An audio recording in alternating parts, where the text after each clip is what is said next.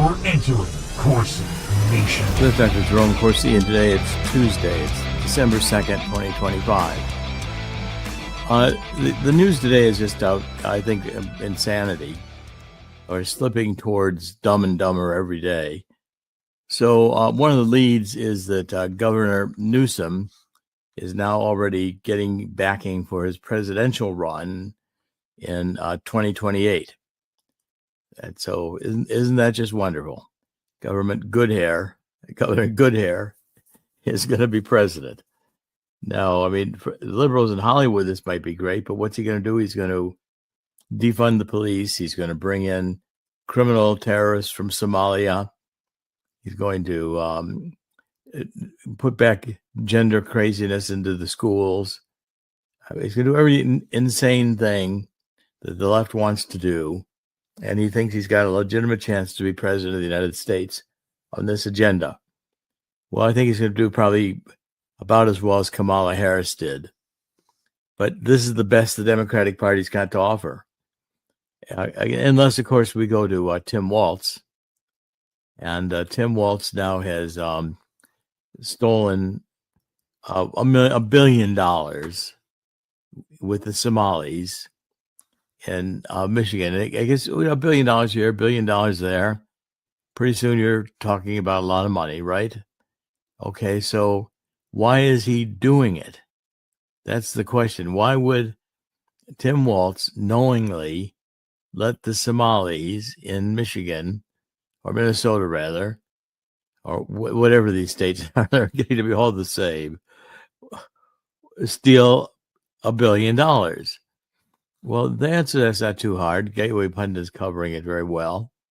He's letting him do it because he wanted their support. So, of course, he knew they were stealing it. He knew that this was criminal. He knew that the welfare scheme was well underway. And what did he decide to do about it? Nothing. Nothing. So, here we are in a situation where you've got Walz, who said in the debates that he was a knucklehead. This is the guy who ran for vice president. Okay, he's I can't. I listened to Greg Jarrett about it. Greg Jarrett said no, his total malfeasance. He knew what he was doing. He just wanted the Somalis to support him. Now, Chris, why don't you come on? Because I think this stuff is the daily headlines here are getting so insane that it's a joke. Well, it's a fine line. It's either this guy is incredibly incompetent, or he looked the other way when he saw Somalis, which, by the way, cast a huge voting block, as Joel Gray found out, or almost. Basically, he had to fight off the huge Somali voting block in Minneapolis. So I'm sure the Democrats, everybody involved, Walz, kind of let them do it, hoping nobody would find out, because the Democrats always think they're going to remain in power and nobody's going to find out what they're doing. It's unbelievable. Right. And this comes up. We all knew the man was incompetent. We all knew the man was fishy. We all knew the man was shady all around. Now this comes out. What's going to be done? Okay, all right. It's a joke. We just take a look. Just go through the Gateway Pundit for just a minute, and the stories, so that here you've got this Democratic Senator Mark Kelly, who's going on a rant during a presser, the Pentagon intimidation. He's saying President Trump is trying to kill me. Oh no! You're kidding me. No, they try to play the victim. That's another thing. That's another thing they're very good at, or at least they're good at for their own base. They try to play the victim. This way, their idiot social media minions will keep posting it all over the place, saying, "See, Trump's trying to kill his enemies." Or I guess for the next 2 days, they'll believe anything. And the idea is to get these people to spread the word, and hopefully more people will believe it. Well, at least National Guardman Andrew Wolf is responding to nurses, giving thumbs up, and he's wiggling his toes after the terror app. So he's probably going to survive. But then again, we've got male trans TSA agents that want to pat down women so bad that this guy is filing a lawsuit to be able to pat down women. He's trans. Some trends, huh? Yeah. And then Ellen DeGeneres is planning to come back to the United States after fleeing the UK following Trump's 2024 win. She's going to bring her lesbian lover back with her. She went to the UK. I'm pretty sure a lot of this is about taxes, if you ask me. I don't have no idea. Yeah, Trump fired 8 immigration judges in New York City yesterday. That's probably needed to fire about 800. The Biden administration killed Afghan civilians with a drone strike in 2021, and the media just moved on, ignored it. They don't want to do anything that would have helped Trump or the Republicans before the midterms. CNN melts down Brian Stetler, spirals over new Trump administration webpage exposing rampant media bias, claims it's all a plot to delegitimize the media. Well, funny thing is, the media was a part of the plot to delegitimize Trump. You can go back to this is not a joke. That's what they did. They're all still collectively upset that he beat Hillary. And they're not going to get over it ever.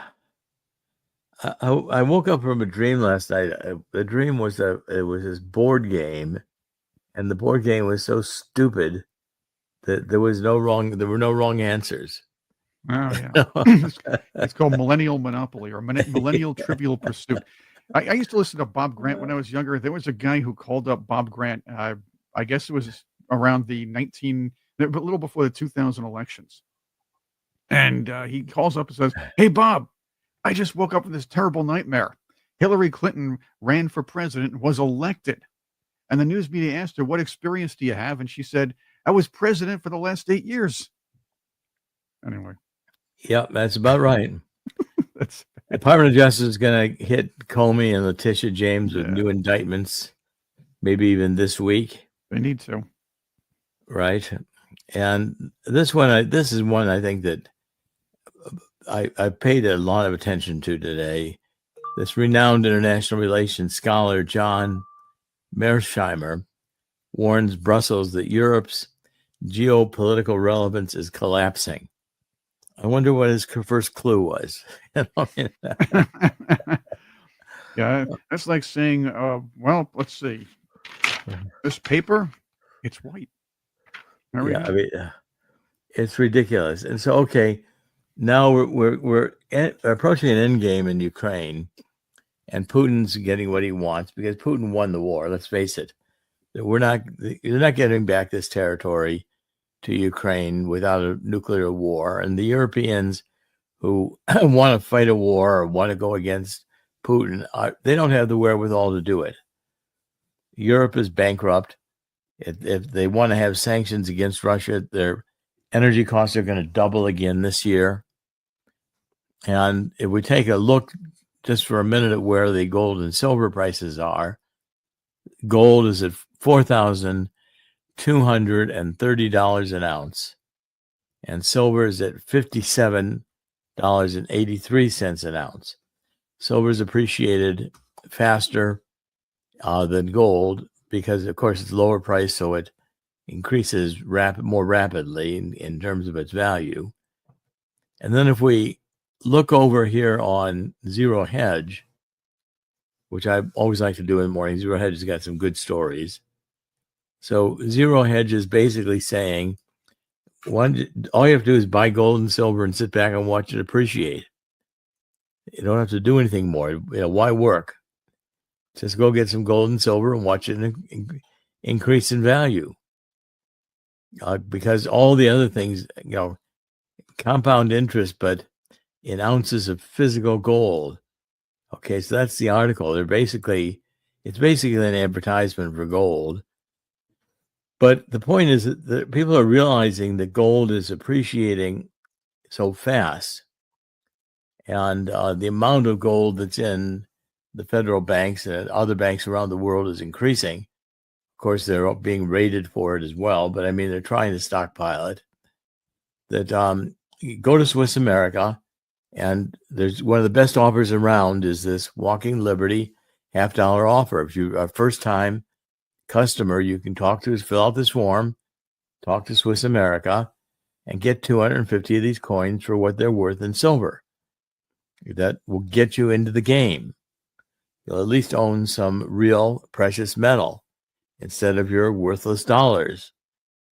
And also, while you're there, ask for a copy of How the Coming Global Crash, right? The book I've written with Dean Heskin. How the Coming Global Crash will create a historic gold rush. It's happening right now.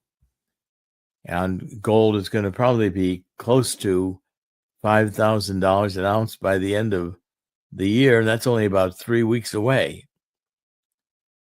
You know, we're rapidly coming into Christmas and New Year's, and gold and silver are the story of the year. That and the fact that Trump, I think, will have stopped the shooting, at least for a while, in Gaza, and I think the war in Ukraine will come to a grinding halt with Putin having held the territory that he got and getting a little bit more, the whole Donbass. And Zelensky, I think, is finished with this. With the scandal, which they should have been releasing years ago. And as soon as Trump quits funding Zelensky, the war is over, and the sooner that happens, the better. Okay, as we look at the major stories today, as I was preparing for this, I just looked at a lot of the major stories on various of the media I follow.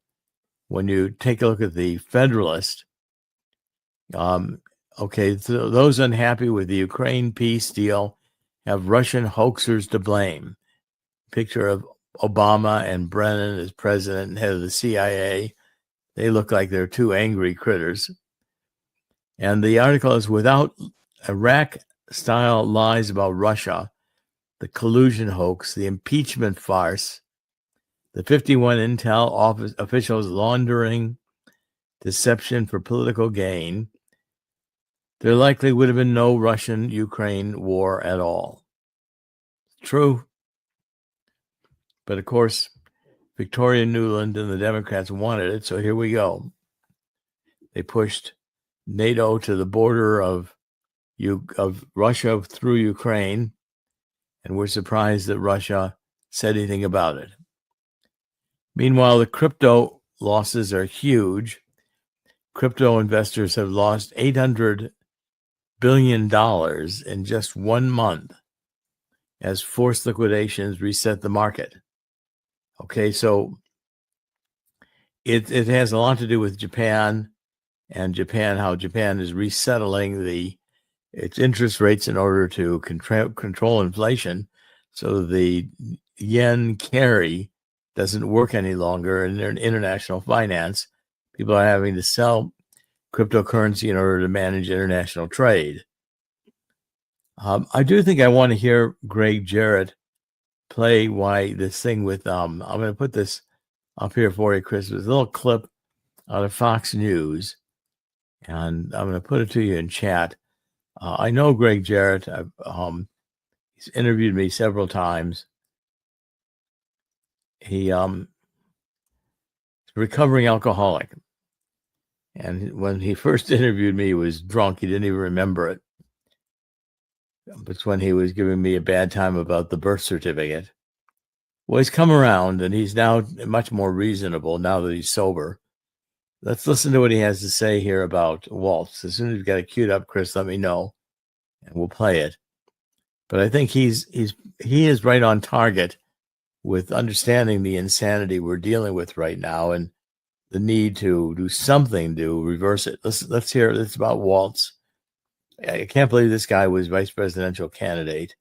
There's Greg Jarrett and what he's talking about on Fox. Go ahead. Greg, what do you make of this? Nearly 500 state workers accused him, Walz, of retaliating against whistleblowers, of incompetence and not acting on fraud warnings, saying he's 100% responsible. Have you ever seen state workers publicly slam a governor like this and telling Kamala Harris, don't pick him as your running mate? Have you ever seen this? No, I mean, this is a first. But look, is anybody really surprised that the largest COVID fraud scandal happened under Tim Walz, the guy who famously admitted during the vice presidential debate that he's a knucklehead? Well, this proves it. What's so shocking, as you point out, Liz, is the accusers are hundreds of his own state workers who say he's 100% responsible for fleecing $1 billion from taxpayers. You know, this is beyond incompetence by the governor. It extends into the realm of intentional malfeasance. He did this deliberately. Evidence shows he was told of the fraud early on, refused to stop it. He allegedly aided and abetted the schemes, retaliating against whistleblowers, trying to discredit the fraud reports. So if all of this is true, and I suspect it is, the question is, why would he do it? Well, the answer is he was currying favor with the large Somali community where the fraud was largely happening. He was turning a blind eye for political gain. Shocking, isn't it? Shocking. It's like see it in Casablanca, you know, where the French authorities come out and tell Humphrey Bogart there's gambling going on here. And he said it's all shocking. You know, of course there's gambling going on. Of course, the government is as corrupt as you can get. I've never seen it quite this corrupt. You know, and Kristi Noem now wants a full travel ban on, quote, every damn country she says sends killer migrants to the U.S. And killer migrants and migrants who just want to live off of our largesse on social welfare programs. So, you know, increasingly, we're finding that the moral fiber of the country has just collapsed. And there's another story here that I think is extremely important. I'm going to give this one to you, Craig, here, how the global cartel, visa cartel, is replacing America's middle class.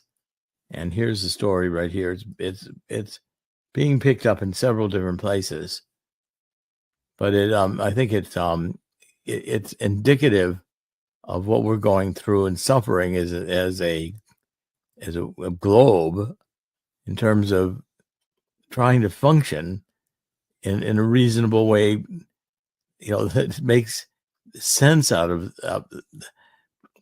a nation state. So various firms have learned to manipulate these visa programs to get these rare skills and turn them into a global labor pipeline that displaces American professionals and looks to foreign workers for cycles of dependency. Okay, so foreign workers coming in these programs are cheaper. And we're going to find high tech this coming year is going to displace a lot of people. Thousands of people are going to lose their jobs. And the U.S. middle class is collapsing because, again, high prices. We had inflation under Biden. The Biden administration, which was being run by Obama, was his, third term, was really designed to be the coup de grace to destroy the American middle class and to impose on us a politicized Department of Justice that would punish anybody who wanted to preserve traditional American values. And so people like me were made to suffer, were made to feel we're going to prison, we're economically ruined, or they attempted to ruin us economically, broke up our families. I mean, it's a case where the United States of America if the United States of America goes, the world goes. There'll be no place left to go. So therefore, the future is between the Newsoms, Antifa, Black Lives Matter, child sex trade, child organ trade, and drugs versus the American standards of a strong middle class with traditional values, the belief in God and a nuclear family. If we lose this to these insane maniacs, there's no coming back. And Chris, if you show my book, the cover of my book, please read this book. This is on the truth about neo-Marxism, cultural Maoism, and anarchy. We're in the anarchy stage right now, and it's not clear to me that we'll emerge from it. We might, but we might not. And if we don't, we will lose freedoms, and we'll become as entirely dependent upon the largesse of federal officials who wield enormous power on their bizarre agendas. Common sense won't mean anything, and the First Amendment will be lost along with the Second Amendment. And the only defense on this has been Donald Trump. And so therefore, I think we're at a critical point in our history where we're either going to make it or break it. And what I'm concerned about right now is it's going to take 2 Chronicles 7:14 and in order for us to get down on our knees and ask God to heal our land, because we can't do it.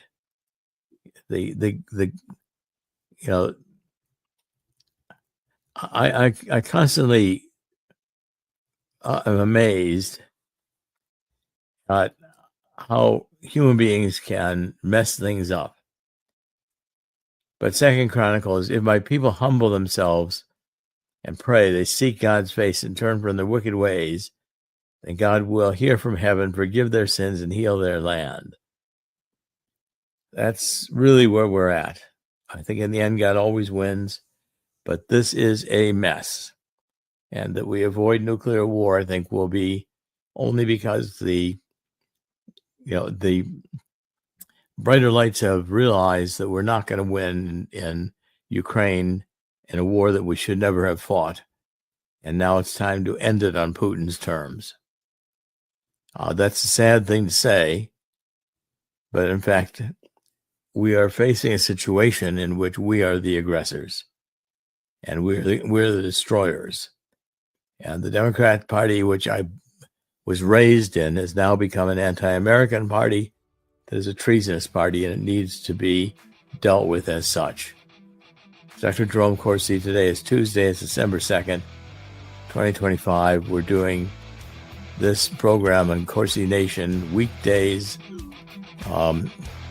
Thank you for joining us. We'll be back tomorrow.